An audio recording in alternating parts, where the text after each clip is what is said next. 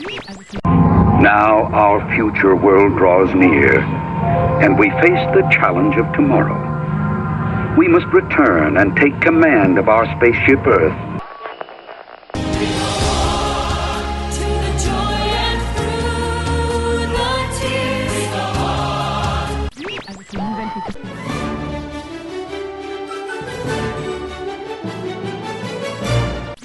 And our destiny begins with you and me. WDW Radio, your information station. Welcome to the WDW Radio Show, your Walt Disney World information station. This is show number 33 for the week of September 23rd, 2007. I'm your host, Lou Mongello, and thank you for tuning in once again. There's not a lot of Walt Disney World news again this week, but we'll talk about the upcoming Epcot rededication ceremony and what Disney has planned, as well as a new place to meet Captain Jack Sparrow and some dining venue news. Jeff Pepper is going to join me as we get ready to celebrate Epcot's 25th anniversary, and this week, instead of a detailed look at a single attraction or pavilion, we're going to look at some of Epcot's best. Specifically, Epcot's 25 Best of the Best, showcasing some of the very best Epcot has and had to offer. We'll look at another of Walt Disney World's hidden treasures this week, which can also be found in Epcot. Gary Chambers from the Mouse Lounge podcast is going to come along for this fun freebie for kids and adults alike. I still have a lot of your voicemails that I'll get to and play more of your voicemails at the end of the show, so sit back, relax, and enjoy this week's episode of the WDW Radio Show.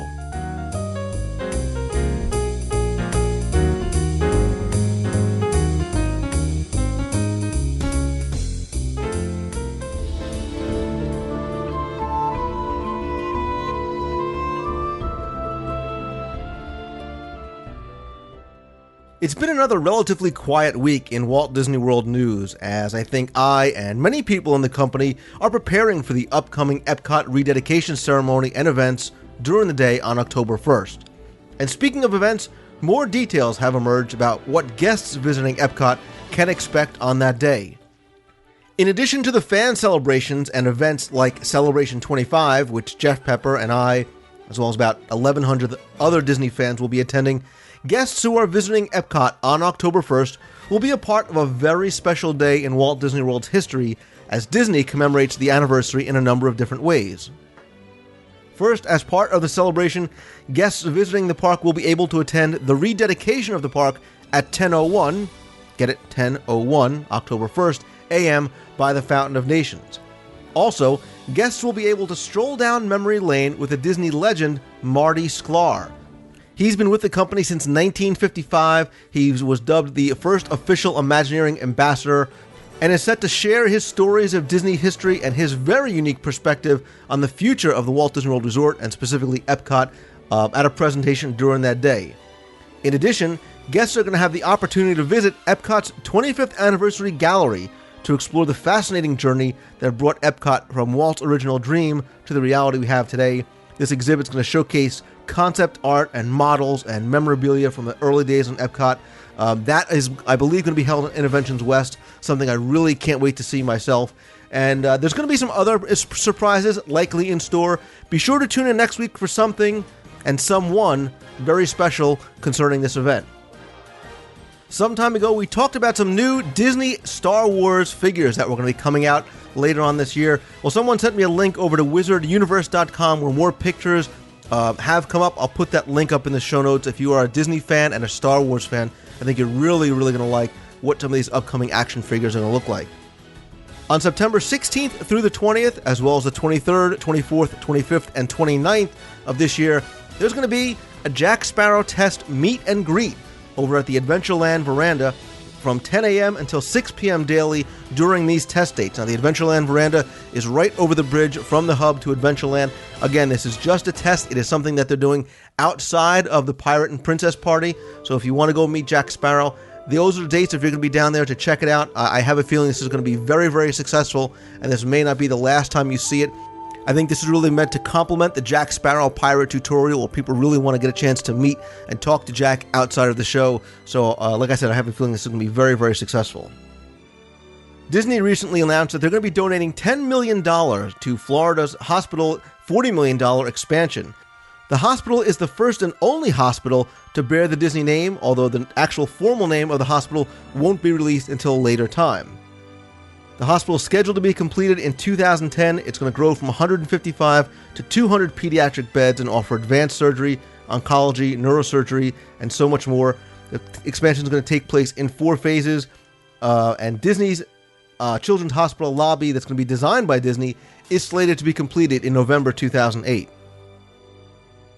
Recently, one of my sources hinted at some of the changes that may be coming to Spaceship Earth, including a few new scenes, and while I was going to report on some of these as rumors in the coming weeks, Matt in Keller, Texas seems to have confirmed at least part of what I had heard. He just picked up the 2008 Birnbaum Walt Disney World guidebook and noticed that the description for Spaceship Earth, they mentioned 2 new show scenes. He says, quote, Epcot veterans will notice 2 new scenes, a 1960s mainframe computer room and a garage scene depicting the creation of the personal computer. Matt says, and I agree with him, it sounds very, very cool, and he, like I, cannot wait to see the revised Spaceship Earth when he goes in May 2008. Again, this is just a hint, I think, of many things to come. I have heard rumors about some other things coming, but I will report on them either as rumor or as news once they're confirmed.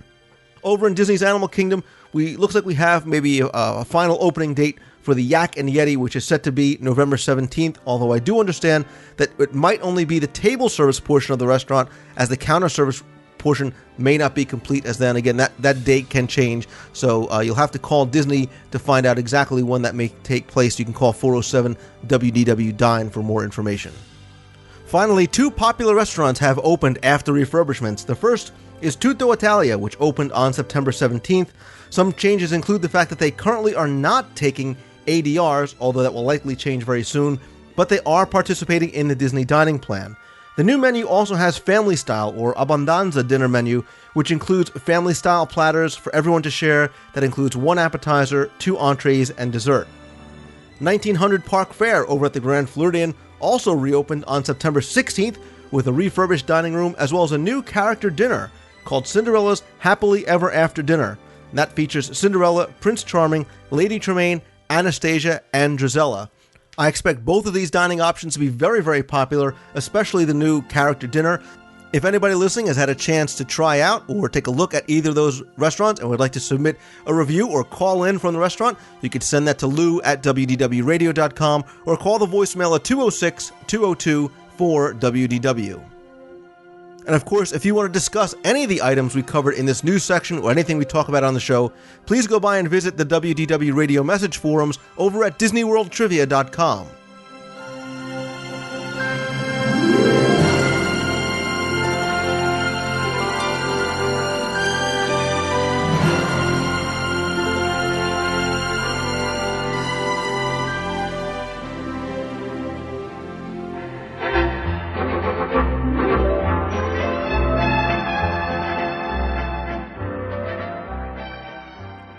This week's Hidden Treasure of Walt Disney World takes us back to Epcot, and believe it or not, this one's not about food, it's not about something you can buy or do, but one of Walt Disney World's hidden freebies, and I wanted to bring back our friend Gary Chambers from the Mouse Lounge podcast, and voiceover actor extraordinaire. Gary, welcome back, my friend.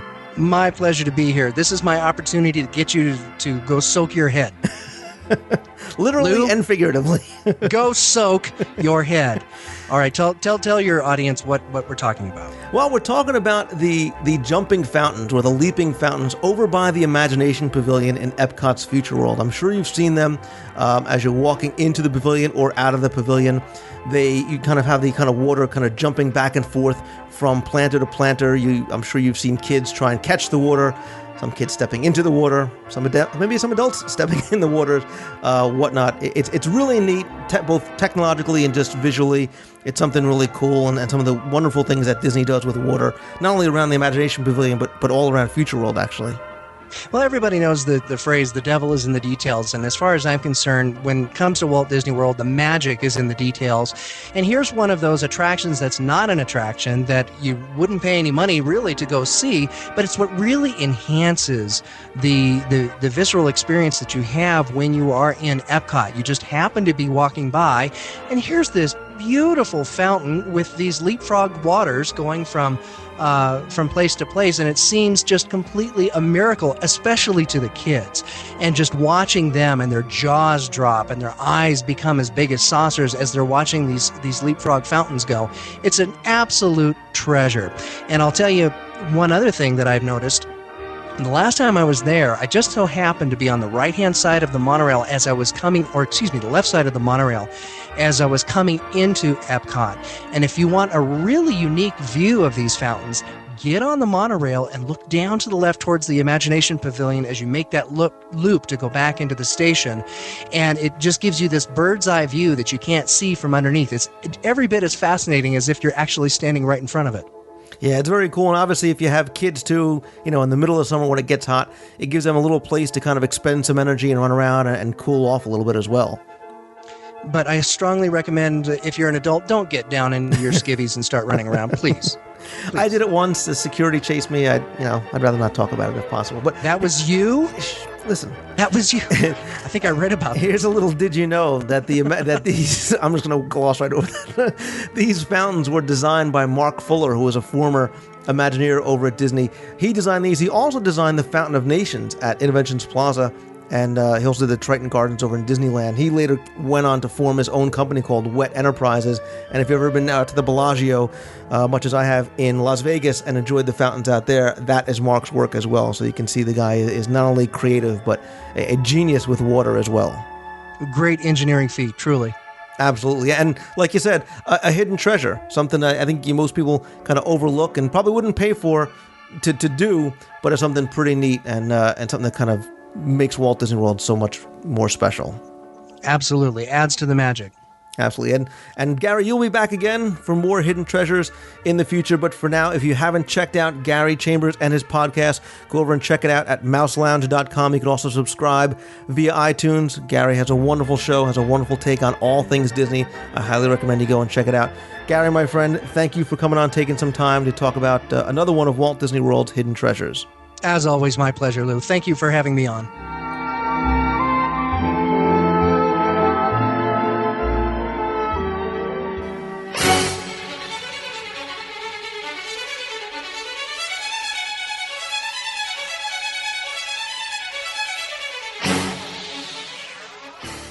This week, with Epcot's 25th coming up, I thought that instead of Jeff and I doing another in our Epcot retrospective series, we would take a fun look at Epcot as a whole and do kind of a past and present, really a best of the best, and actually 25 of the bests of Epcot Center. And what we're hoping to do is really a fun, casual look at what we think are some of the best things Epcot has and had to offer. So Jeff Pepper, of course, from 2719 Hyperion, welcome back. Thanks, Lou. This is going to be this is going to be a lot of fun, I think. Something a little bit different. Let's cue up that main entrance medley in the background there. And you read my mind. But let's before we because I know it's going to happen, we're going to end up starting to geek out as we talk about the old Epcot. We'll take the easy one first. We'll do an easy one first and talk about what we think the best attraction in Future World is. Not Pavilion. That's going to be a separate. The best single attraction in Future World currently. That is current. Okay, who's going first? Please, Age Before Beauty. As it should be. So I guess that's me. I do have a hands down favorite, and that of course is Soaring. I think that's going to be on a lot of people's kind of best of the best list in terms of contemporary attractions, and it's a weird pick for me because I don't necessarily. I wish they would theme it a little bit better and change the movie out, but because it is just an overall just blow you out of your seat literally attraction. It's my current favorite. This may be the start of a trend of you and I saying the same things, because the first thing that came to my mind was also Soarin'. I just think it's so much fun, and it's moving, and I just love the music and the effects and everything about it. It is just amazing, and I don't mind waiting an hour and a half for it. And I think that's how you can tell if an attraction is really good. And it's just one of the things that you have to do. But I'd be remiss if I didn't say Spaceship Earth as well, because I just love the attraction for so many different reasons. As a classic attraction, as a current attraction, and I'm excited to see what they're going to do when it opens up again. And I'll throw in my own little addendum on that as well, because that exactly what you said, the kind of rumor scuttlebutt that we're hearing, though certainly not anywhere near being confirmed in any way, but is just, if it is true, it shows the potential for it to easily become my favorite. We're hearing rumors of Patrick Stewart being involved, and also the return of the Tomorrow's Child song. So if those things do in fact come to pass, I have a good feeling that it's going to be right at the top of my list. Well, I will tell you to make sure that I know when you listen to the show, you probably just fast forward to the parts that you're in and fast forward past everything else, but be sure you listen to the rumors section this week, because I have some interesting sort of confirmed rumors about something else you're going to be seeing in Spaceship Earth as well. So, and everybody take note of what Lou just said, because it's very accurate. He never tells me anything.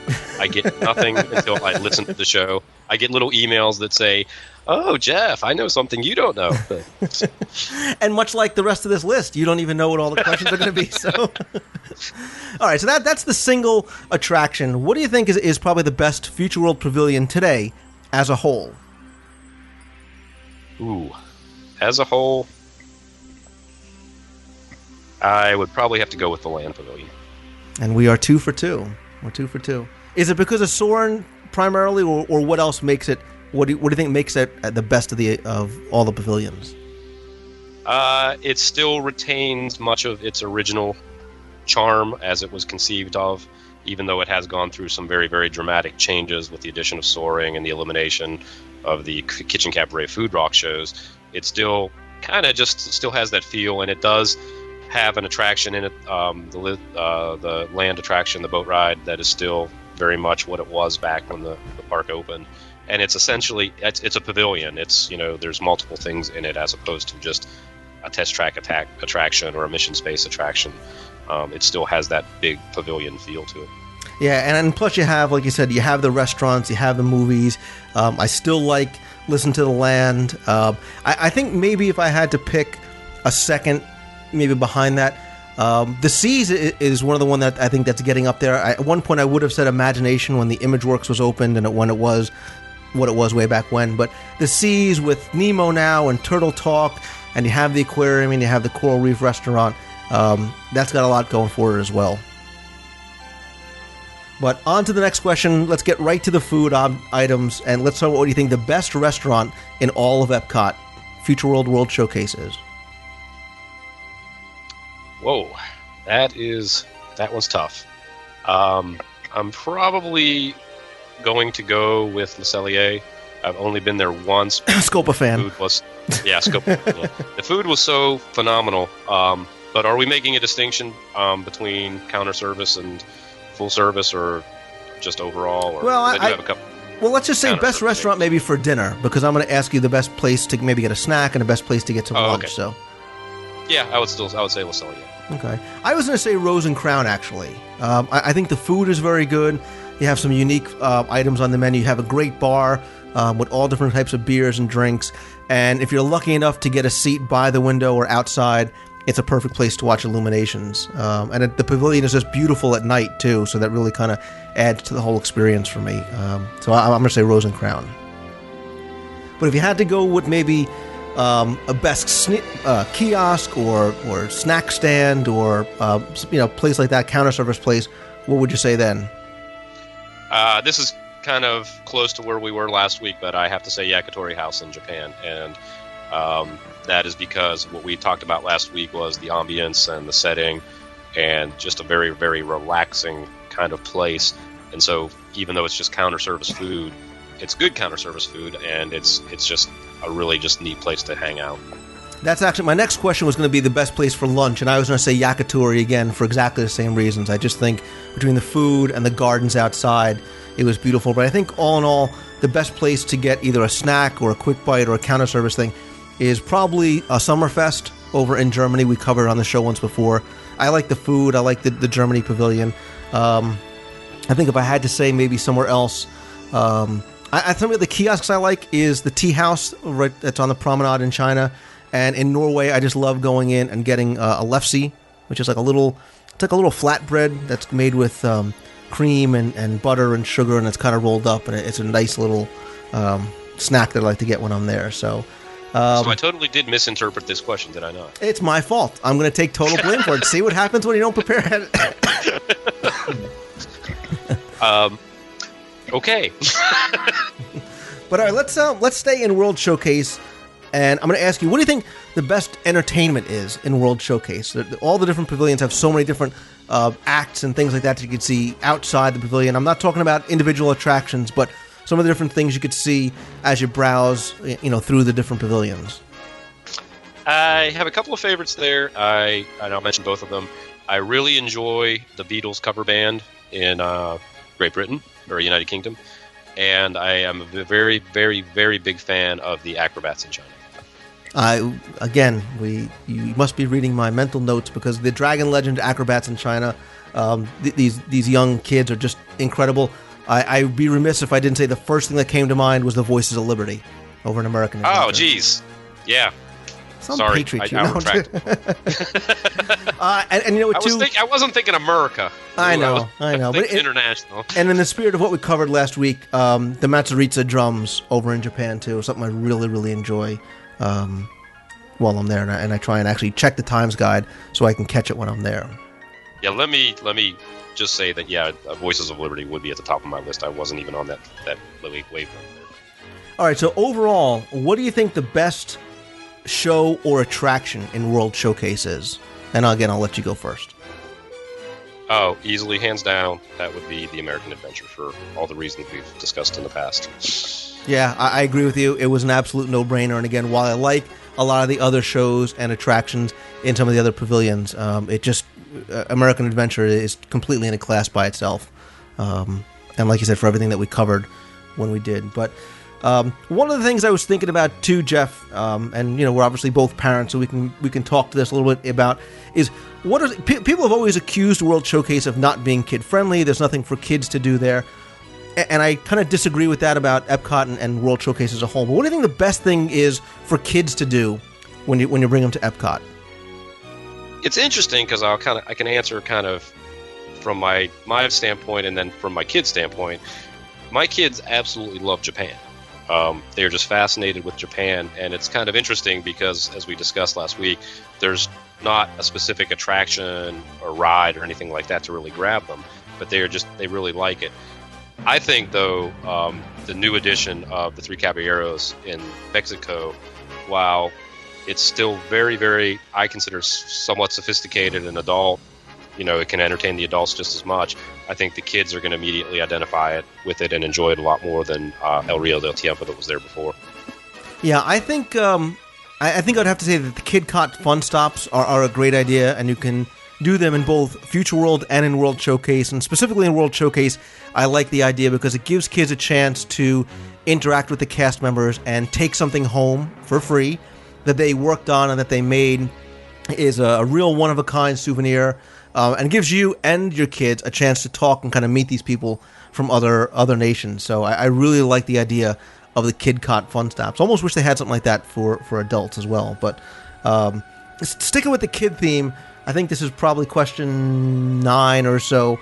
What do you think I guess it's not really only for kids, but what do you think the best place is in Epcot, the best of the best to meet characters, to find characters in Epcot?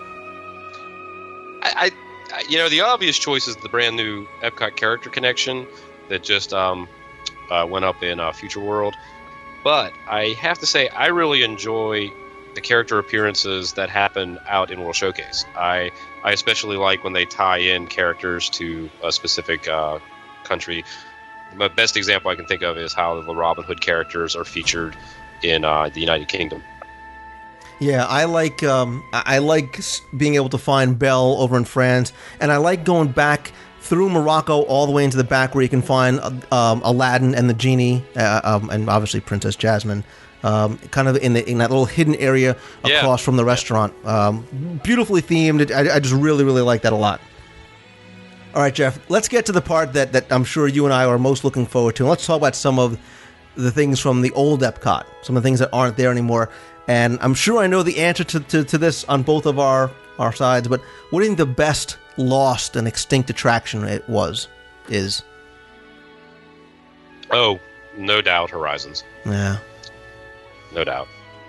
Because it was such a an easy one because we loved Horizons for so many different reasons. That's why we talked about it for 2 hours or so when we recorded this segment. What do you think maybe is kind of second best of the best as far as lost attractions? I would go with Journey to Imagination. Again, way too much in my I'm on the same wavelength as I am. But I will throw something else in, and I really do miss Seabase Alpha. I'm okay with the recent changes to the Seas Pavilion. I enjoy it, but I loved how Seabase Alpha was this self-contained environment that they made you feel you were going below the sea, and you don't really have the sense of that anymore with Nemo and Friends. You more or less feel like you're in an aquarium type setting, as opposed to traveling beneath the sea as the Seabase Alpha experience. And you know that the hydrolators weren't real, correct? Just so we're clear. What? Let's move on. I'm going to say World of Motion, actually. I really liked World of Motion. I thought it was a really fun pavilion. I remember going, and as you start to enter the building, kind of circled around on the outside. And we're going to cover World of Motion, obviously, in depth when we cover that on the next in the Epcot Retrospective series. But I really liked World of Motion. I liked the music. So that was one I was kind of sad to see go as well.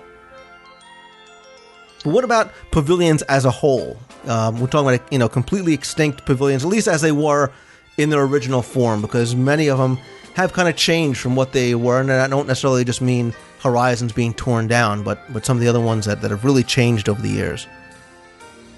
I'm probably going to surprise you maybe a little bit on this one, but just for an overall pavilion environment, I really liked Wonders of Life. It had so much to offer within it.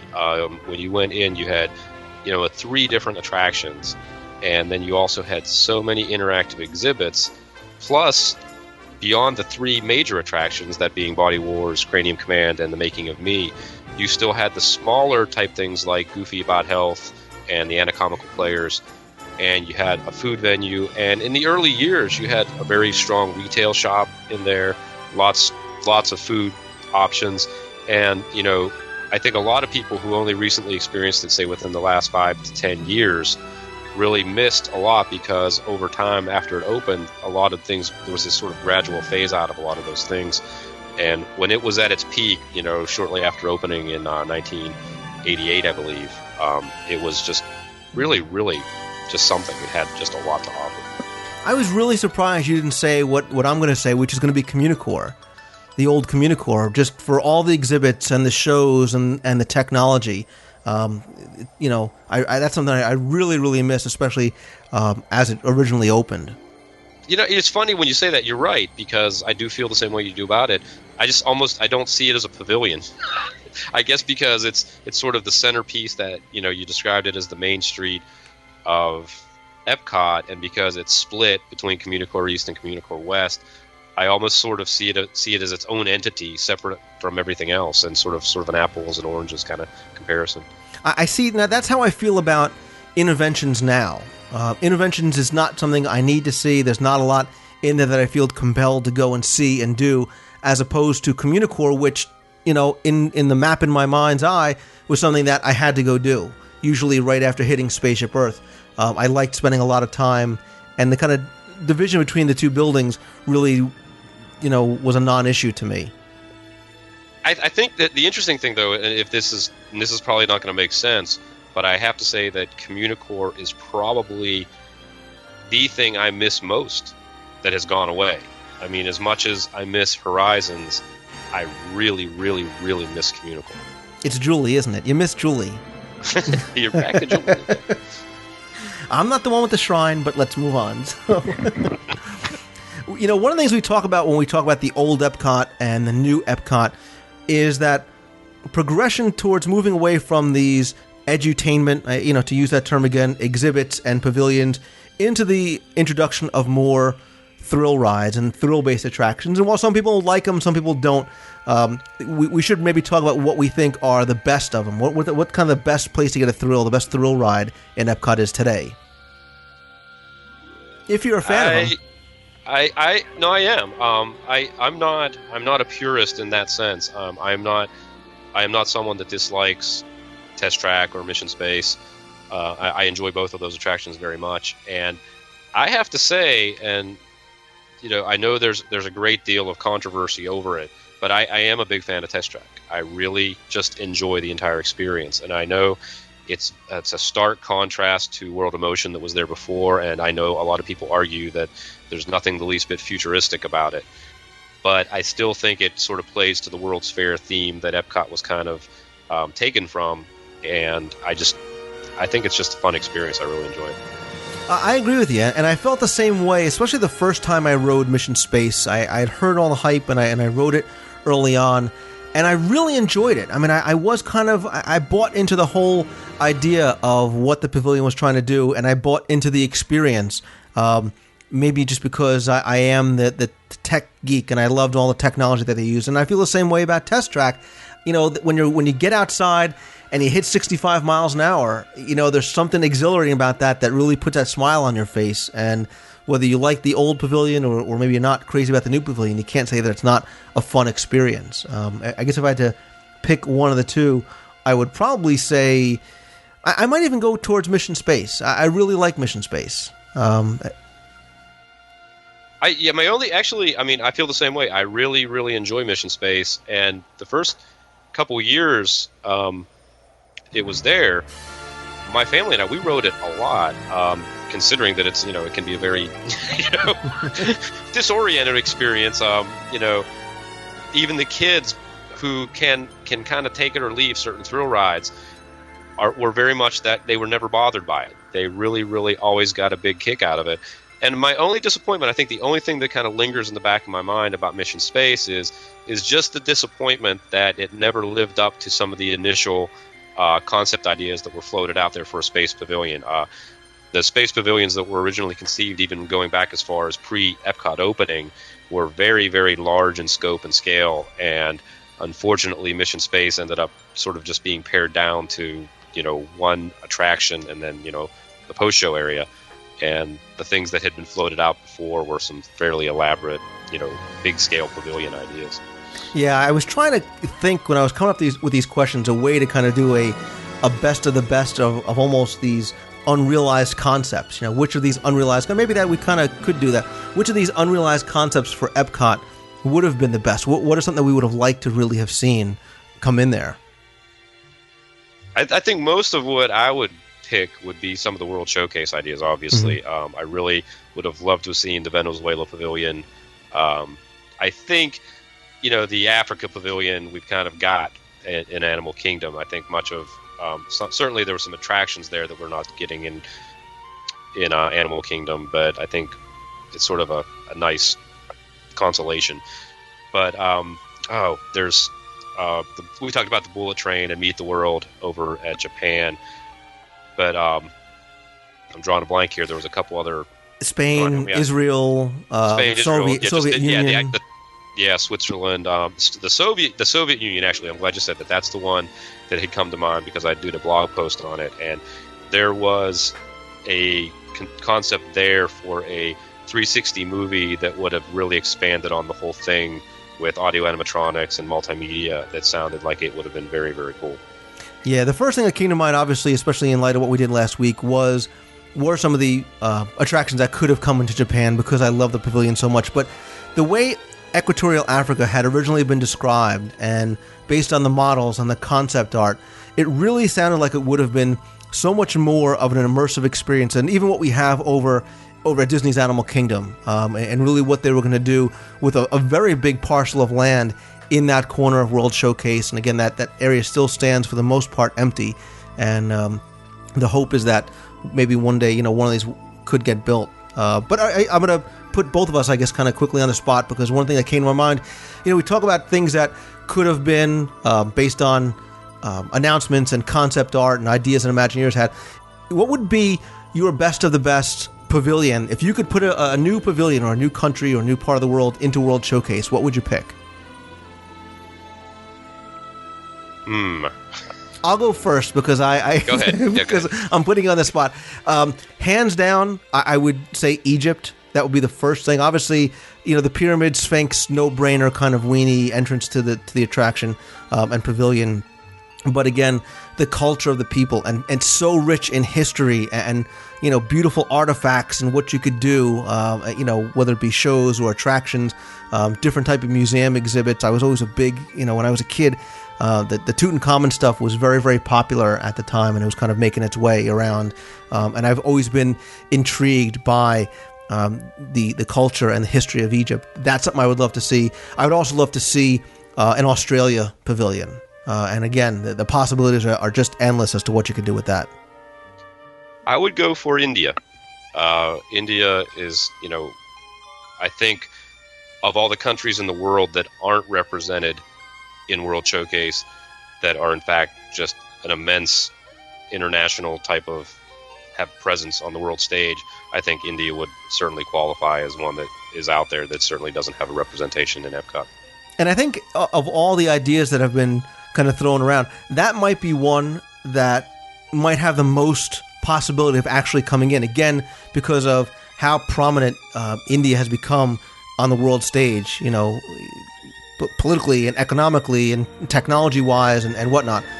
It really would be a great fit there, and to be able to bring that architecture over here and the culture and the food would be amazing. And I think the interesting thing there is just what you said. Economically, it probably might be the most viable if there is some degree of interest in ever doing it, because they have the money to do it. There's no doubt, economically, there are companies over there that would probably be able to sponsor the pavilion. Yeah, I agree. And this is something that I know I'm going to put a link up in the show notes. And this is something that is often the topic of conversation in forums. I know this is something that we've been talking about over at the forums at DisneyWorldTrivia.com. I'll put a link up to that. I would love to hear other people's opinions as to what they would like to hear. But let's just stay real quick in World Showcase. And so many of the pavilions are just so beautiful to look at from the promenade and inside and outside. Which of the pavilions think is the most beautiful architecturally? Which has the best of the best architecture of all the pavilions? You're not going to agree with me whatsoever, but I'll qualify it because it's a personal qualification in that I am very, very much in love with Pacific Northwest style and architecture and such, and so of course Canada is my pick. I love how it's structured. I like how you kind of climb up into it. You go around the back, just the whole experience of walking around the back. You have the large hotel to the right, but the smaller shops, and even the sort of the gift shop at the front, which is kind of the Great Northwest kind of frontier look. I love all that combination, like I said, because we literally, our home is decorated in kind of a Northwest type feel. So as I said, I kind of lean towards that, and I really enjoy that. Yeah, as much as I like Japan, as much as I like some of the other ones, hands down, far and away above anything else is Italy. I just think the recreation of St. Mark's Square and Venice and the Doge's Palace and so much more, the intricate detail. Really spend some time and go over and look at the pavilion and see just the wonderful kind of marble work that's brought in, and obviously been recreated and the campanile and the gardens in the back and the statues. I just think it's just absolutely wonderful. And what I would love to see more in Italy, would I have loved to see some kind of attraction, or as we talked about, what could have been some sort of an Italian village, like a Pinocchio village, if they had thought about something like that. Would have been wonderful. But I just think it's just a beautiful pavilion inside and out. So, all right. Nothing to do with the fact that your last name's Mongello. Hey, listen, if I don't say Italy, things will happen. What can I tell you? Don't come over to my your last house. name. My last name is Mongello. I live in New Jersey. Hey, yo, what am I? So, but all right. What? Obviously, everybody loves Illuminations. No brainer. What do you think the best place to watch it is? Yeah, here again, I liked Canada. And I'm probably the only person in the world to say that, but it's got a sentimental reason, and that's because I was at the top of the steps there. I climbed up to the top of the steps because I had people in front of me down below, and I just lucked into a very kind of prime location for it, and it was in fact the first place I ever saw it. So, you know what? I don't wholeheartedly disagree with you, because there are a number of places in Canada. And listen, I totally get having to climb up steps to see over people. So I have to do it all the time. But I go back to Rose and Crown because if you're lucky enough to time it just right and get a table with a view of the lagoon, it's almost like your own little private viewing area. And again, we're not talking about some of those private locations that you could rent out and do illuminations, dessert parties. I'm talking about just places on the promenade. I think Rose and Crown is one of them. I also like going over by the Cantina de San Angel over in Mexico. And again, if you can get a place right by the water right there, it's a beautiful place to check it out as well. So let's think what else. We talk about hidden treasures on the show all the time, and some of these overlooked things and things that maybe people don't realize they can do or should do or just kind of walk by. What do you think one of the best hidden treasures of Epcot might be? And it could be a pavilion, it could be a place to sit, it could be something that you see or something that you do. I'm going to go way out of the box on this one and say the music. And that is because I was almost going to throw a question at you as to what your favorite piece of Epcot music is or has been. We're getting there, don't worry. Okay. No, the music to me is the hidden treasure of Epcot, and I think the music is something that has the most lasting impression on me. When I was kidding at the very beginning about saying, cue the main entrance medley. That's what I liked about Epcot is from the minute you walked in, you were immersed in the whole atmosphere, and so many of the early attractions had great music, and still today we have great music. We have great music in Mission Space with the song Destiny. They've recreated the Imagination, One Little Spark song for Imagination right now. And the Soaring, as you mentioned when we talked about Soaring, that is one of the most powerful pieces of music I think anywhere in the theme parks. It is so moving and so well fit for the attraction that it's a subtle thing, as we talked about in our music retrospective, but to me it is something that people don't think about, but has always been a powerful thing to me there. Yeah, real quick, a couple of hidden treasures that came to mind that I enjoy when I'm there. One are the Jammers, and I remember the first time I saw them, I just totally didn't get the fact that they weren't janitors. They really were this kind of percussion group that plays on trash cans. I think they're a wonderful, wonderful surprise to most guests.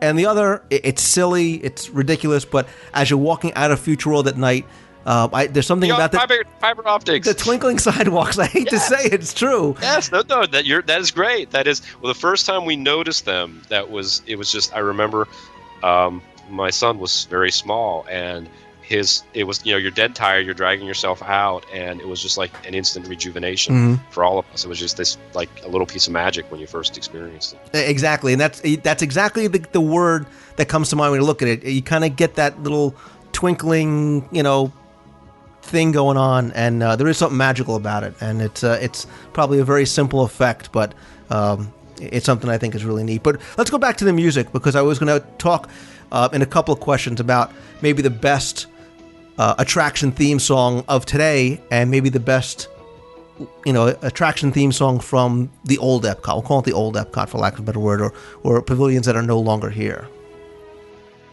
You go first. I guess from today, I do love the entrance medley. I love the Interventions Plaza music, Standing by the Fountain. I really, really enjoy that. But there's something about Soarin', and I am not too proud to admit that it chokes me up, and it gets me. We'd be remiss, of course, not to say Golden Dream from American Adventure. Again, for the same reason. You want to talk about an evocative and a moving piece of music. And of course, I guess you have to throw in Illuminations as well, just because of how powerful that piece of music really is. Yeah, I would actually. We Go On at the end of Illuminations would be my hands down favorite pick, and as you said, Golden Dream and Soarin' would be very, very, very close second. And what about the old stuff? I mean, I actually really I like I really like some of the early music better than some of the newer ones, and some of the attraction music, Tomorrow's Child, and the original Universe of Energy. And yes, I like the old, Listen to the Land, because that's what I grew up hearing. That's what when I was saying about the hidden treasures and sort of this legacy of music that Epcot has, so much of it goes back to those original compositions back then, and just what you mentioned, and kind of to throw into that, and if people they're just going to scream at us because all we do is talk about Horizons, but Horizons had a great piece of music that, similar to Listen to the Land, mixed the children's chorus in with adult vocals very, very effectively. Kind of added that degree of childhood delight, whimsy to were fairly serious subjects. And then just to throw back into, I mentioned it before, but I'm a very big fan of the Destiny song from Mission Space in terms of the new stuff. I am as well. And One Little Spark, obviously, the original One Little Spark was just, it was brilliant. And people forget maybe about the old, or maybe laugh at the old kitchen cabaret and food rock stuff, but it was fun. I mean, it was very fun, and they were educating you about nutrition, campy and fun and satirical all at the same time. And again, it might be just my sense of nostalgia, but I really enjoyed those as well. Sadly, I think of all, not to go off on too much of a, off topic, but when you mentioned Kitchen Cabaret, I think if we picked a underrated, too often forgotten original attraction, I think that is the one. I enjoyed it much more than Food Rocks, which ultimately replaced it, but not that I don't like Food Rocks, I did enjoy that one as well. But Kitchen Cabaret just had sort of an old-fashioned sensibility to it, and was rooted not so much in hard rock and roll, but as sort of more pop standards, traditional stuff. And while we're talking about music real quickly, I guess maybe we can talk about, you made a brief reference to it before, all the different musical acts. And I guess you could throw the Jammers in there and all the different musical acts that are in World Showcase. So many of them are just so wonderful. What do you think of the best out of all the ones maybe in World Showcase? I like the Beatles cover band the best. I think I mentioned that one before, but I do like Off Kilter at Canada. I do enjoy them as well. Again, Patriot, whatever. I love the Voices of Liberty, but beyond that, you remember Nova Era that used to sing in Italy? They kind of looked like they dressed in very classical garb, and they played sort of a modern neoclassical take on some of the classic music. I really, really used to enjoy them, and unfortunately, they haven't been around for a number of years. I also like Moroccan in Morocco. Oh yeah, I forgot about that. So, yeah, that's very. What about? And maybe I'm not going to articulate this well. So much of Epcot is about showcasing new technologies and advancements in technologies. And as we cover the pavilions in our retrospective series, we talk about some of the technology behind, Imagination and Horizons.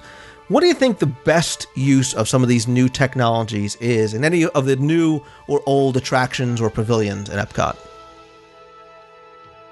Oh, man. All right, I'll answer first, and maybe I'll kind of help you, because when I was thinking about the question... He did not give me any of these questions in advance, and it obviously shows. Oh, I didn't write any of my answers out because I wanted this to be something spontaneous, but as I was writing the question, the first thing that came to mind was Turtle Talk.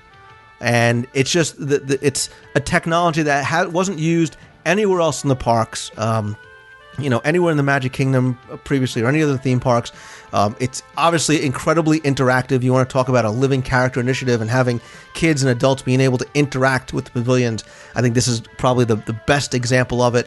We're seeing it now over at Monsters, Inc. I think we're going to continue to see this in other places like Toy Story Mania and obviously other new attractions that are coming. But the technology they used is just brilliant, and it's seamless, and you totally buy into it.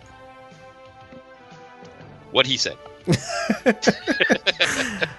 No, you're absolutely right. You're absolutely right. When we saw Turtle Talk for the first time last year, it was an amazing, amazing experience. And as you said, as I sat there and experienced it, all I could think of is this was the wave of the future. So. I mean, other things that came to mind was the use of the smells in Horizons, and today you have it in Soarin', and the ImageWorks came to mind. And at the time when it opened, just the technologies that we were able to play around with, and again, they're so primitive at this point, like being able to paint on a touchscreen or paint on a wall or the pin tables or the sensor tunnel. But at the time, just seemed so thrilling to me as a geek and as a kid.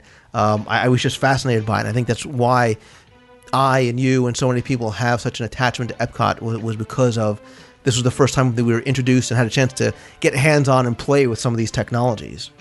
especially the hydrolator technology. Still fascinated by that. Yeah. So much for the Florida water table. They just dug right down, and well, so be it. What about some of the best things to do at night? I think Epcot, like all the theme parks, is a completely different experience at night. What do you like doing? What do you think the best thing to do at night is?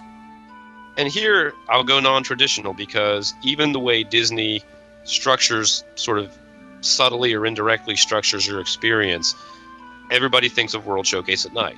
Everybody thinks that that's where you go. They basically even have staggered the hours to reflect that. They want everybody to basically head there for illuminations, and that's kind of the pattern that flows. I love Future World at night. I love the Imagination Pavilion and how the water features are lit. I like it also because it clears out to some extent, and you have a sense of it being just a little bit more low key, but still very, very cool. Just walking around the pavilions, that kind of the futuristic architecture. I really enjoy that at night. Yeah, you mentioned World Showcase, and that was the first thing I was going to touch on, because in my experience over the years, there were a number of people that I knew that would say, I'm not all that crazy about World Showcase, but what they were doing was they were walking there at 3 o'clock in the afternoon, and they were just kind of, they weren't eating because it wasn't lunch or dinner time, and it was hot, and they were just kind of walking past the pavilions because there wasn't a lot of attractions. I said, what you really need to do is, really explore and get the whole experience, and I think the best way to do that is at night. And if you time it just right, walking around the promenade, then finding your spot for illuminations and getting something to eat, and staying and just kind of browsing and moseying your way out. Did I say mosey? Kind of wandering your way out. You of sure did, partner. Our Future World segment, Future World, Frontierland segment is coming up next. But sorry. But yeah, I agree with you about Future World as well. I just think it's beautiful at night, and we talked about the twinkling lights and just the music. And again, when it's empty and the spaceship Earth is just lit up the way it is, it's absolutely beautiful at night. Let's see what else. What about the best place to shop?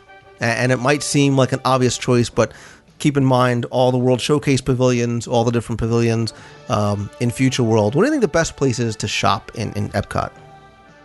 Okay, I got to answer it in 3 ways, because it's apples and oranges a little bit to me, so I want to qualify, my picks for the best. And I love Japan. We talked about Mitsukoshi last week. I also love the China shop, and I hear a lot of people really, really critical of that particular store. I've read some reviews of people online, and they just absolutely hate it. But I don't know. I think I've bought 1 or 2 items in the entire 20 years it's been there, 25 years it's been there. But I really enjoy browsing the store. I like the Canada store as well. Just going back to my love of anything Northwestern, and my third pick or other pick is actually, and I hope Jessica over at if we can dream it blogspot.com will forgive me for this, but Mouse Gear is cool, but I miss Centaurian.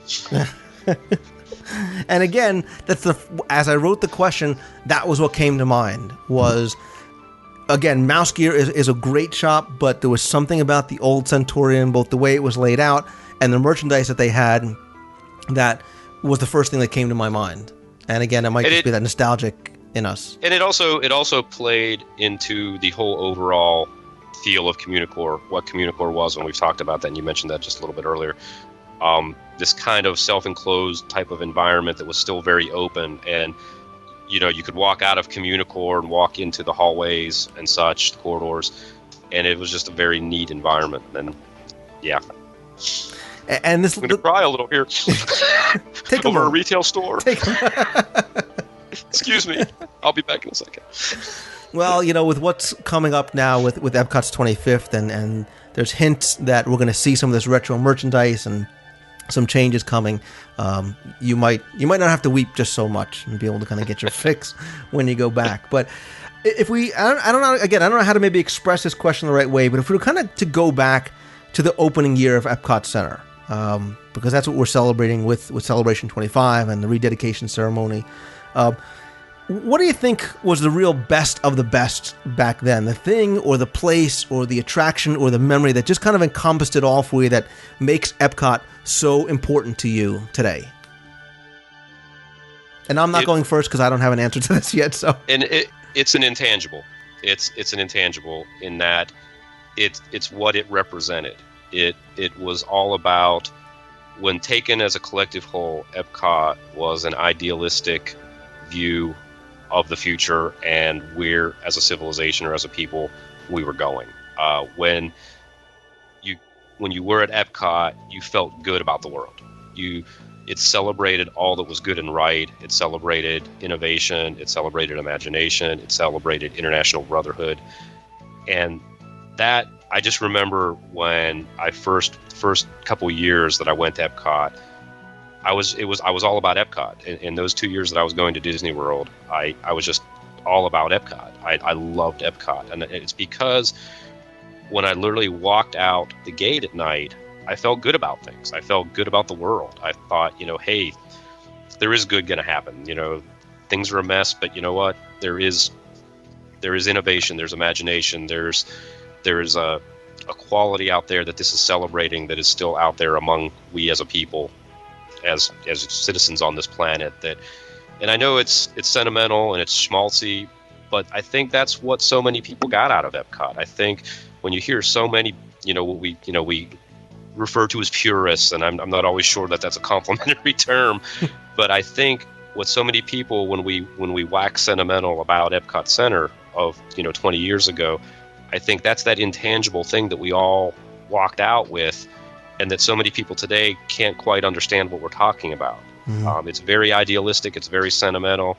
It's just very a positive feeling, but it's really that kind of intangible thing that we just all identify with. And again, we are kindred spirits, because I was going to talk as well about that positive kind of feel that you got, because I when I went as a kid, I totally bought into what Epcot was doing and what Epcot was selling. And I don't mean selling in a material sense, but selling as far as conceptually what it was selling, as far as believing in the promise of tomorrow and what tomorrow could bring, and what we as a people could do together, and what our potentials were. And look at the use of technologies in our daily lives, how our lives are going to be made better by all of us working together. And I distinctly remember buying and reading the souvenir books in the car ride back home, and just totally being wrapped up in what Epcot represented.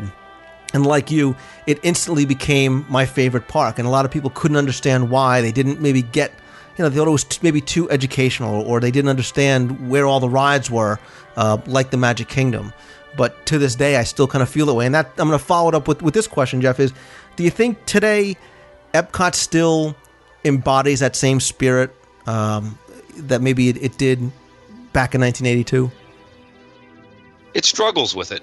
It definitely struggles with it, and it's a topic that's been certainly open for debate these past couple few years. I've participated in the debate online through my blog, and it doesn't embody it quite the way it did, but I think it's because the world has changed. I think in so many ways, with this information age that Spaceship Earth predicted, 25 years ago, Spaceship Earth predicted this. We were on the beginning of this dramatic information age that was just going to literally change our lives, and it's happened. We, as testament to that, we sit here on this podcast engaging in a totally different type of communication that was not even conceived of 25 years ago when Epcot opened. So we are very much a part of the prophecy that Epcot was putting forth back then. But I think in so many ways it's made the world a little bit more cynical, and it makes that type of very idealistic message harder to promote and harder to conceptualize. And I think in many ways the Imagineers and the company over the past 10 to 15 years have gotten a little jaded in terms of not necessarily embracing that message. But I think it's coming back. I think we're seeing signs, with the Spaceship Earth refurbishment, with this very distinct embracing of a 25th anniversary celebration when one had not been planned originally. I think there are folks within the Disney company and within Epcot specifically that do want to get back to that a little bit more, and I think we're seeing signs that it's going to happen. Well, you made reference to the change in communication, and now Disney, we as fans are given a voice by what we're doing, and I'm happy to hear that Disney had listened. But the other question I was going to ask you too was, do you think things like Turtle Talk with Crush and The Seas with Nemo and even Test Track, do you think that those kind of things are good or bad, or are we getting away from the original intent of Epcot? I think there have been some missteps, and I will freely admit that I thought The Seas with Nemo and Friends was a bit of a misstep. I love the concepts there. I very much enjoy those attractions, but they certainly don't fit what was originally conceived. And I think the people that created Epcot, the people that were truly behind it's, the main name that comes to mind is Marty Sklar. But you've talked to Ralph Kent, a lot of other folks. And when you talk to these folks, I remember having this very specific conversation with Charlie Ridgway and saying, what do you think of Epcot? And his response was, it's not what it was. It's not what it was intended to be. And I think that there's some really great things that happen in Epcot, but they're just a little bit off kilter to what it was. So it's hard because I enjoy them. I love soaring. As we talked about, soaring is my favorite attraction right now currently, yet soaring over California doesn't quite fit the land pavilion. There's a disconnect, and it's a very easy disconnect to fix in that case. And I think Nemo, The Seas with Nemo, I was conglomerating my words there. That's not even a God, Jeff. the Seas with Nemo and Friends could have very easily been incorporated into the Living Seas Pavilion without necessarily totally abandoning the Sea Base Alpha theme, much in the way that Goofy Over Health was in World's Wonders of Life and the Caballeros are in Mexico. I think that there could have been a degree of compatibility. So it's certainly a passionate debate that's going on out there in the online world and probably in the real world as well. And it certainly sounds like it's a debate that's currently going on in the halls of Disney management and Imagineering. Well, obviously the argument has been that Future World is currently a misnomer, much like people accuse Tomorrowland of being, although I argue that Tomorrowland has always been somewhat of a misnomer, but specifically Future World. And again, there was years ago discussion of the name of Future World changing to Discoveryland, because that's really the point of this half of Epcot, was not about the future, but about new discoveries. That's why the Seas works, and Nemo is your great guide to be there, and discovering America by looking, by experiencing Soarin'. I'm not sure that that's the case. I think Future World, when it opened, was about the future, was about embracing the future and what we as a united people could do together with our sense of imagination and with our use of technology. So maybe the name is somewhat inappropriate, currently based on the direction that it's taking. It's a difficult challenge, and I think one of the things that was really hard when Epcot was conceived was, I think they were looking at things that maybe in terms of a decade plan, like 10 years out, and then things would be refurbished and upgraded and everything like that. And one of the biggest things is that the world kind of started moving a lot faster than Epcot could move to keep up. And I think that's where the challenge became, and it's hard. It's very hard to create something that is innovative, that's speaking to innovation, that's speaking to future technology, when the technology is going to catch up and pass that attraction inside of 4 or 5 years. And it's a difficult thing. So, I don't want to be overly critical when I say, I don't think things like Nemo fits or Soarin' is kind of a little disconnected. It's challenging. I can imagine it's challenging. But like I said, the signs are there. I mean, I think, Spaceship Earth is certainly going to be really indicative of which way the future of Epcot's going to go. I really think it's going to be a benchmark in terms of the development of the park. You're reading my mental notes, because I was going to say I think what we're going to see when Spaceship Earth reopens is going to maybe appease some of the critics who didn't like the introduction of characters so blatantly like Nemo in the seas, and even kind of the transformation of the land pavilion into this sort of airport terminal that it was kind of designed to now become with Soarin' downstairs, and even Journey into Imagination being very far removed from what the original was, and we've covered that at length over the past few weeks with the different guests and the discussions that we've had. But I think you're right. I think based on what we're hearing so far, I think Spaceship Earth may be kind of getting back to embodying some of those initial concepts and ideals. And I for one, am very excited for what's to come when it reopens later on this year. Yeah, you and I mean, when we do these segments, we very rarely ever, venture into the politics of the company and those type of issues.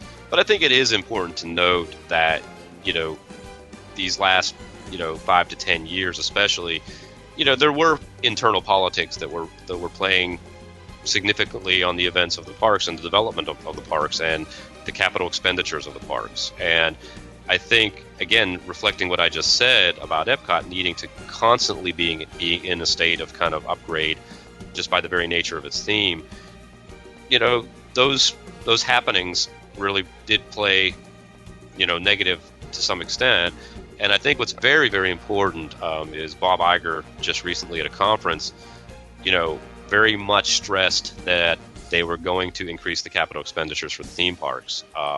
And that was very, very good news. And it wasn't something that, he was on CNN proclaiming. This was at an investment conference, which was very much, I believe, on the business side of the news. And to hear him make those kind of statements was very encouraging. I agree. And I think the changes that have taken place over the past few years are going to kind of refocus the direction of the company and specifically what we're going to see in the theme parks. I think we're going to see a brand new level of creativity brought into the theme parks. I think we're starting to see that already.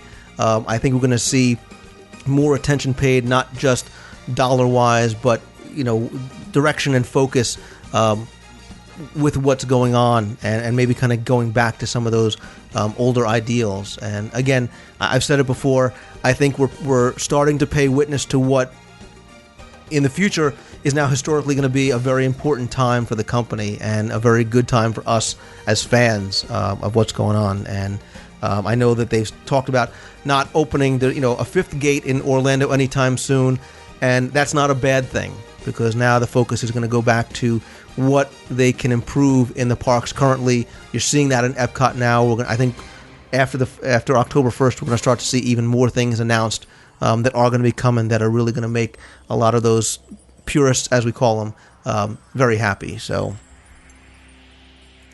that, Jeff, I guess it's going to do it. Our very quick 25 best of the bests have now lasted almost an hour. Surprise, surprise. But wow. Yeah, this was a lot of fun and, kind of exploring Epcot in a little bit of a different way, just as I know how excited we both are about what's coming up for so many different reasons next week with the first and with Celebration 25 that you are obviously going to be at and participating in as well. So yes, let's just throw it out there to everybody that we are going to be there, both Lou and I, and we are really, really looking forward to it. From people that have contacted me, it sounds like there's just going to be a lot of folks that listen to the show.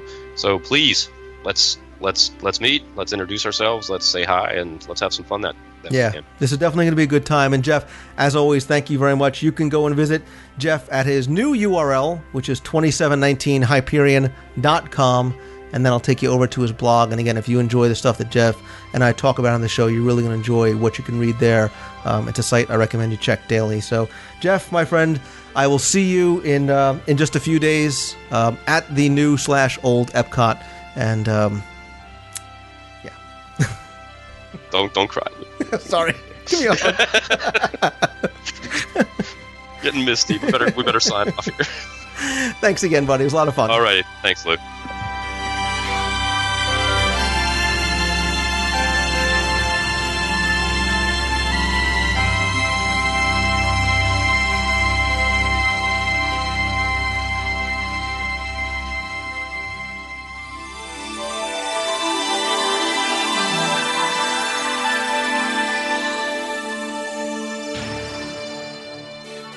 Let's get right into this week's email. The first comes from Armando from Juarez, Mexico, who writes, Lou, I'm a longtime listener and avid fan. I don't know how you find the time to do everything you do, plus have a career and family. My hat's off to you, my friend, and now to my question. I'm attending a seminar in Walt Disney World during the early days of October 2007. It runs from Sunday through Thursday, and according to the schedule, it's going to be very intense. I reluctantly convinced my wife to join me on Wednesday so we could stay through Sunday, just the two of us. She put up a fight, but eventually I was able to convince her. She claims that Walt Disney World is for families and kids and not really for couples. I tell her that it's the #1 destination for honeymoons in the US. What can you suggest I do once she arrives so that we have a magical time and she'll want to return in the future without the kids? Don't get me wrong, I enjoy my kids to death and love going with them, but I feel as a couple we can also have a wonderful time and experience things in a different light.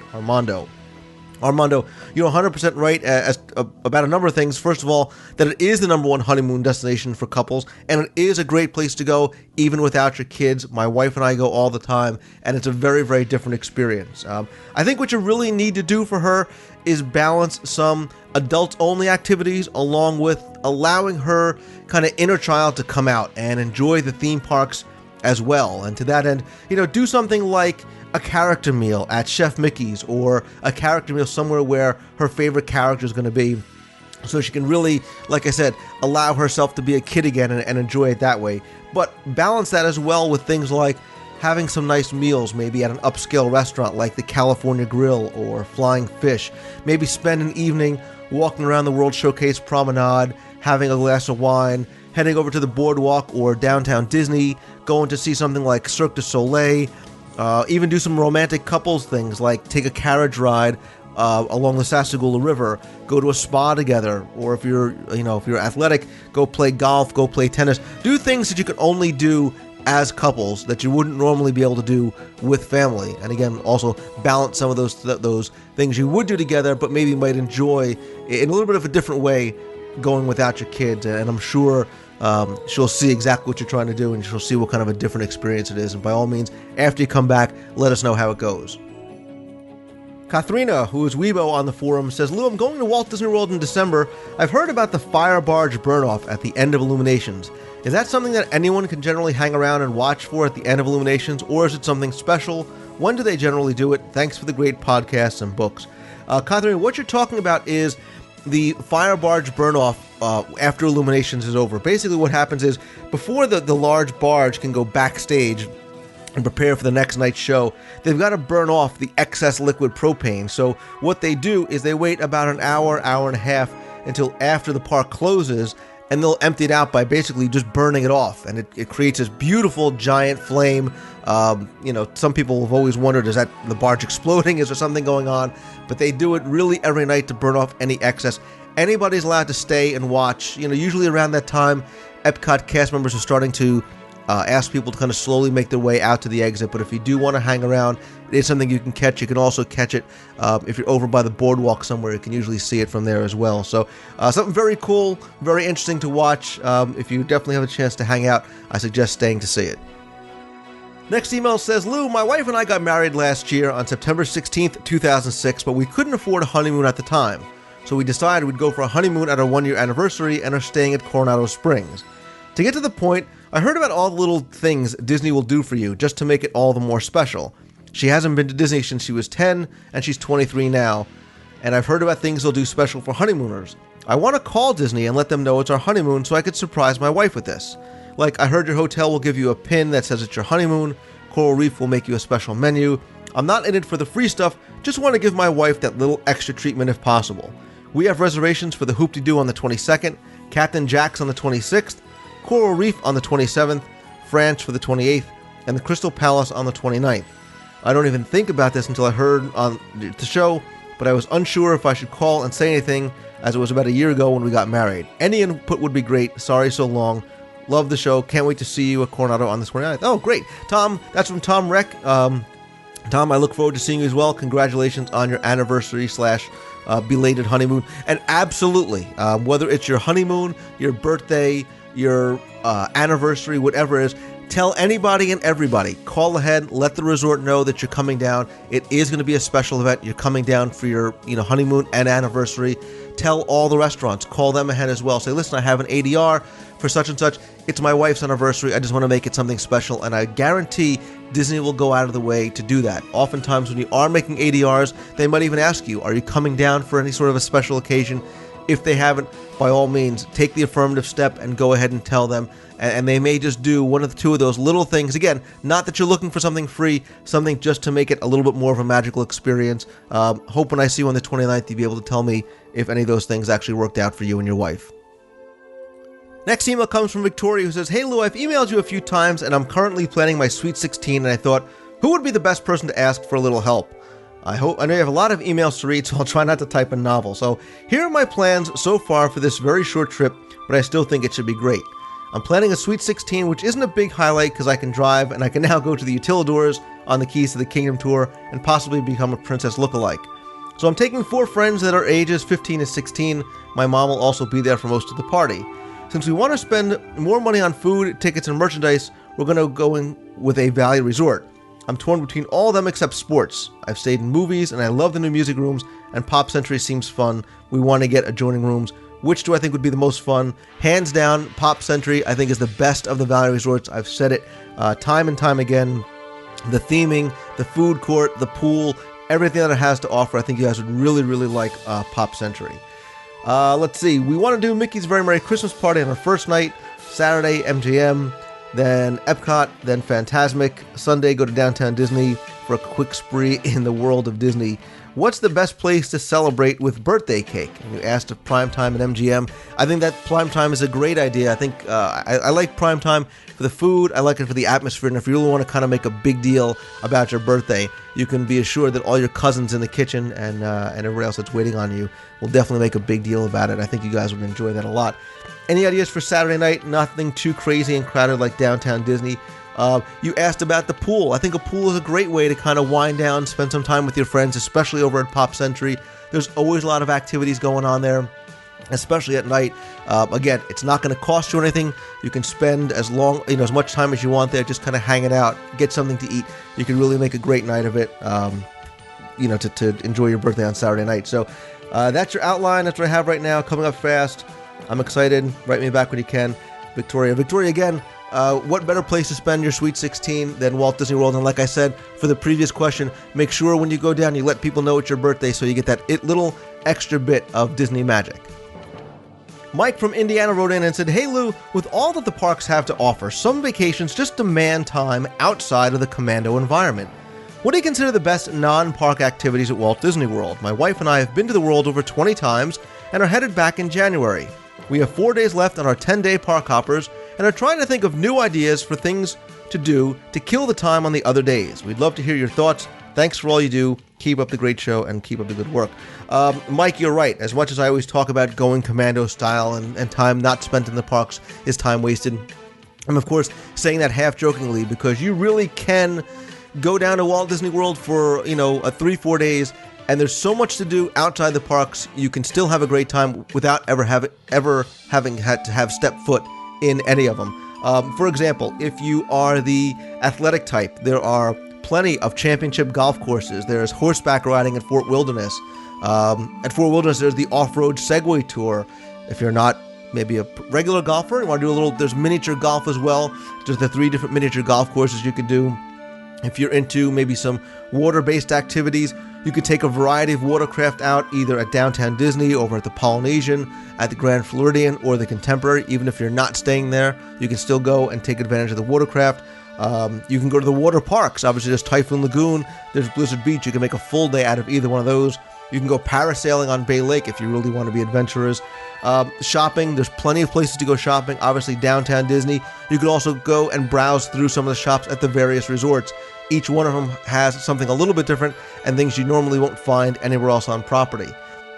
You can also take some time and really explore all the different dining options that there are around property. And again, I suggest going to try some of the different restaurants, maybe at some of the resorts that you might not be staying at, because people, I think, often don't do that due to time constraints. If you're down there for 3-4 days and you're staying at a certain resort, you want to maximize your time in the parks. You might not take the time to go back to your hotel and then go out to another resort to dine there, but there's plenty of wonderful restaurants all around all the resorts, so you should definitely take this opportunity to maybe explore some of those for lunch and for dinner. For evenings, of course, head on down to Downtown Disney. You can spend hours down there shopping, again, eating, going to some of the bars and clubs. You can go down to the boardwalk. Also, maybe spend some time at your resort pool. So many of the pools are so well themed, you could really spend a day or spend a few hours enjoying that. Places like Stormalong Bay and the Polynesians pools and even Pop Centuries are just exceptional. At night, you could also do things like Lanuba, and like I said, enjoy maybe walking along the downtown Disney promenade, visiting some of the different restaurant, bars, and clubs, whatnot. If you have a car and really want to do some daytime exploring, head on over to Celebration. Get an idea and see what Celebration is. You can shop and browse downtown, see exactly what this Disney's community actually looks like. If you are, maybe a kid at heart or a gamer or want to do something adventurous, go down to Disney Quest. You can do it on a rainy day. You can do it during the day. You can do it at night. There's plenty of things to do at Disney Quest in downtown Disney. And if you really want to take it to another level, you can try something out like the Richard Petty driving experience over by the Magic Kingdom. You could either drive the car, you could ride along. From people that I know that have done it, they've really, really enjoyed it. So if that's something that your speed, pardon the pun, that's something you can really enjoy. So again, there's so much to do in and around Walt Disney World that you can easily spend time outside the theme parks and still have a great time. Elizabeth in Edmond, Oklahoma wrote and says, Lou, love your podcast. Thank you. Please keep up the great work. It's a highlight of my week. Thank you, Elizabeth. I'd appreciate suggestions for dining with my family at Epcot. There will be 3 adults, a 3-year-old, and an 8-month-old who's not dining. We're planning to spend the day at World Showcase on December 21st. We're doing the Future World activities on an earlier date, and we'll be having lunch that day at Le Cellier and dinner at the Garden Grill character meal. What would you suggest for lunch or dinner options? My family tends to be not very adventurous in dining. Will the restaurant be open in Italy? Have you heard of anyone who's tried it? And are we too late for ADRs? Elizabeth, as I covered earlier in the news section, the restaurant is open. They're currently not taking ADRs, but I assume that by December they absolutely will be. But if you want to try maybe a couple of other things, here's just a few suggestions. The first thing that came to my mind when you were talking about going with family was going over to the beer garden in Germany. It's a real fun environment. The buffet has a great selection of different dishes. Again, nothing too adventurous, but it will give you a chance to sample a couple different things. I think the kids would really enjoy the music and the atmosphere in there. The other thing that came to mind in World Showcase was Mexico. It's a little dark, but again, the atmosphere inside is really nice, and I think the 3-year-old might get a kick out of the whole theming inside. The other place that came to mind in World Showcase was Morocco. Again, this might be a little bit too much on the adventure side food-wise, but the atmosphere is great. There's music there. If you maybe don't want to have such a formal sit-down thing, I really like the Tangerine Cafe outside. The food is not anything crazy. It's not spicy. It's very good. You get a very good value for your dollar. You could also enjoy Moroccan, who's across the promenade if you time it just right. The other place I think that the 3-year-old and you all might really enjoy might be the Coral Reef over in the Seas with Nemo and Friends, because not only is the food very good, but you get this wonderful view of the tank and the aquarium. And again, I'm thinking about the kids and how much they might enjoy seeing the fish. So you really can't go wrong with any of those. What you might want to do is look online or look in your favorite guidebook to get an idea of some of the menus and see if maybe that'll help you decide which of the restaurants you'd like to try. Sean Nava wrote in and said, Hey Lou, I want to ask you a quick question. If we're apt to use the Magical Express and not get a car at all on the trip, seeing as how we have a 15-month-old, do the Disney child care stations located within the parks have things for the children to eat? What I'm trying to see is that, can we get out of stopping at the store on the way to the hotel just to cut the rental car out altogether? Or maybe is this a better question? Does Coronado Springs have a mini store in the lobby that would sell small milks and maybe some things for a baby? Or do we at least be able to get that stuff at the parks? We could bring most of it with us, so I'm just talking about things like diapers, maybe some small baby food and milk. Thanks in advance. Sean, yes, having traveled with kids, I can tell you the baby care centers in the parks are absolutely wonderful. They're great, quiet, cool places you can take, change your kids, nurse your kids. Well, not you nurse your kids, but your wife nurse her kids. But and they do sell jarred baby food. They also sell milk. They sell wipes. They sell diapers. Anything that you think that you could possibly need. Is it maybe a few pennies more than what you'd pay at a local grocery store? Yes, but it's much better than having to worry about carrying around jars and jars of food. There's also a microwave. So if you need it to heat up a bottle, if you need to heat up food, you could do that as well. Very clean. They're staffed. They're also often right near the first aid station, like the Magic Kingdom is right next door. So if you ever have any kind of problems that way, very, very convenient. All the resorts do have little kind of mini stores in there that you can get milk. Oftentimes they will have some items like diapers, although they won't have a huge selection, baby wipes, all kinds of stuff like that. They are very, cognizant of the fact that people are there with young kids. And if you don't see it in the store, ask a cast member. They will normally be able to help you try and find it somewhere, especially if you are in a pinch. But between the stores at your resort and the baby care centers, again, which are wonderful inside the parks, you should be fine. Andy wrote in and said, Lou, I had the opportunity to go down to Walt Disney World for a weekend in mid-October. Is it viable to do Walt Disney World in 2 days? And if so, what is your recommended travel plan? I know Mike Scopa would know this, but I wanted it answered before I came back. Mike, I'm sorry. He said it, not me. Andy, thank you for the question. Depending on who you're going with and how you want to do it, yes, you can do it in 2 days. I've gone down for weekend trips on my own, and I've had a great time in the park. So what I think you really need to do is say, all right, what's most important that you want to see or do? Is riding Everest or hitting something in the Magic Kingdom or catching the new Haunted Mansion? Is that of primary importance? And what else in those parks do you want to do? How much time do you want to spend? It's easy to get in between the Magic Kingdom and Epcot, for example. Say if you're not taking a car, you can go to the Magic Kingdom in the morning for a couple of hours, hop on the monorail, and then be at Epcot. So you should be able to bang out, for the most part, the major things that you want to do. You're going in October. It's not going to be all that crowded, so you don't have to worry about really long wait times. And then maybe on the second day, you could say, okay, do I want to do MGM at Animal Kingdom, or do I want to spend my whole day in MGM, or just hit Everest first and then go to MGM? You definitely could do it. You can hit all four parks. It's not going to be a leisurely, relaxed trip by any stretch of the imagination. But again, especially if you're not going with kids, makes you a little bit more flexible as far as travel-wise and speed-wise. But it's very doable, and you can even kind of think of it as a challenge. See how much you can get done in those 2 days, how many attractions you can bang out in those 2 days. So enjoy. Our last email this week comes from Marissa Brzezinski and from North Carolina, who says, Lou, I remember many years ago, maybe in the early 90s, I think, that they actually held an election to elect a new mayor of Main Street, USA. The race was between Pooh and Captain Hook, each having headquarters set up on opposite sides of Main Street on the train station at the end of the street. There was patriotic bunting, pins being handed out, and electioneers out working the crowd to vote for their candidate. I couldn't stand the notion of that goody two-shoes Pooh winning, so I cast my vote for Captain Hook, who I believe did end up winning, yo-ho indeed. Have they ever done another election since? I thought it was a super idea, and often wondered if they do it again during real presidential election years. Keep up the magnificent work and have a very Disney day.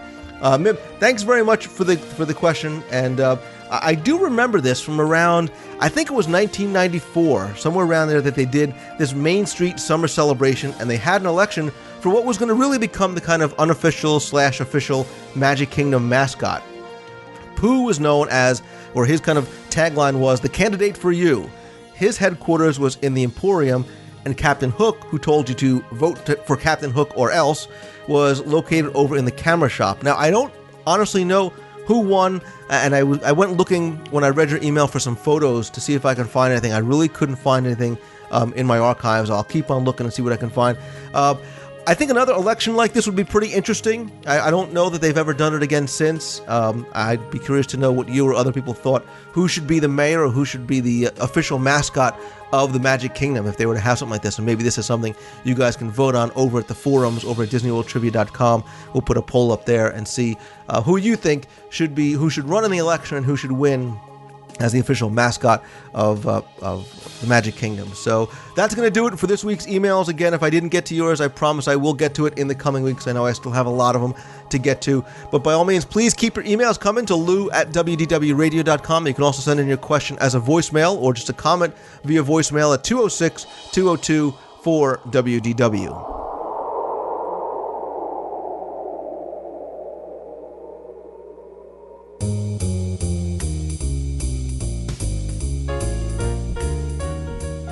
Thank you for tuning in again this week. I hope you enjoyed the show. Thanks again to Jeff Pepper as well as Gary Chambers for coming on and helping me out, as well as everyone who wrote and called into the show. Be sure to check our show notes page at wdwradio.com for more information and links to previous episodes of the show. Don't forget that if you're going to be in Walt Disney World on Saturday, September 29th, the National Fantasy Fan Club is going to be holding their second annual convention and show and sale at Disney's Coronado Springs Resort. It's going to be open from 10 a.m. to 5 p.m. There's free parking. If you're around, interested in Disney merchandise, by all means, please come by and say hello. I'll be there. I'll have a table. I'll also be selling the first of my audio guides to Walt Disney World, so please come by and say hi. Be sure to tune in next week for a very special episode just in time for Epcot's 25th and some exciting segments and guests I have lined up for future shows. If you're going to be at MouseFest, be sure to visit our MouseFest page at DisneyWorldTrivia.com for all of our meets. And if you're coming to MouseFest or looking to book any Disney vacation, you know that I highly recommend contacting our friends over at the Magic for Less Travel. They have unsurpassed service, daily discount checking, personalized vacation planning, and so much more. Visit our show notes page or visit themagicforless.com.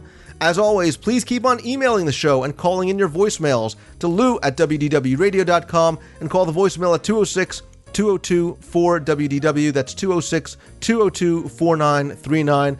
Don't forget also, please come by our fun and friendly forums at DisneyWorldTrivia.com for discussions about all things Disney. And if you like the show, please help spread the word. Thank you again for tuning in this week. I really hope you enjoyed the show. So until next week, see ya! Hey, Lou. My name's Brian Rainey. I'm from Kansas City, Missouri. I'm on my 7th day at Disney World. It's my last day. Just got off Small World. Had an awesome meal at Coral Reef. Awesome. We're worn out, but like I said, it's my 7th day, and I don't want to go home. Yeah, hi, this is Kenny from West Palm Beach. I was just curious for an update on Spaceship Earth reconditioning completion date. If you could check into that and let me know, I appreciate it. Thanks. Kenny from West Palm Beach. Bye-bye. Hey, Lou, this is Patrick from Nashville, Tennessee, and patrickandlydia.com, which has nothing to do with Disney, but I like to plug my own blog. Wanted to comment on your rumors. I'm so glad that I could actually contribute to the rumor mill. Your rumor about the Galaxy Palace Theater and about how it's crucial to certain Disney events. We actually, my wife works with someone whose husband is part of the Night of Joy, was part of the Night of Joy this year, and their rumor was that the Night of Joy may be moving to another theme park as early as next year. It could be the studios as probably the most likely candidate. So Disney may already be positioning that theater to be phased out. Another thing to contribute to the Tomorrowland rumors, we were there last week, and in the midst of a rainstorm, I dove into the Carousel of Progress so that I could get away from the rain. But on the way out, I was stopped by a Disney research person. And the research person asked me a whole raft of questions like, did you enjoy it? How did you like the host? Would you recommend it to friends? Why would you recommend it to friends? And that kind of thing. So Disney's doing some pretty hard research on the Carousel of Progress right now. The other interesting detail to that was at both Space Mountain and Buzz Lightyear, when we got our Fast Passes, we got bonus Fast Passes for the Carousel of Progress. So Disney's really trying to get their guests to go and try it out and go through it and hit their researches, I'm sure, at the end to determine whether that's going to be a keeper or not. Personally, I'd love to see it stay, and maybe they could move it over where the theater used to be and provide a big space there for that e-ticket ride in Tomorrowland. And they help to work with the traffic patterns there.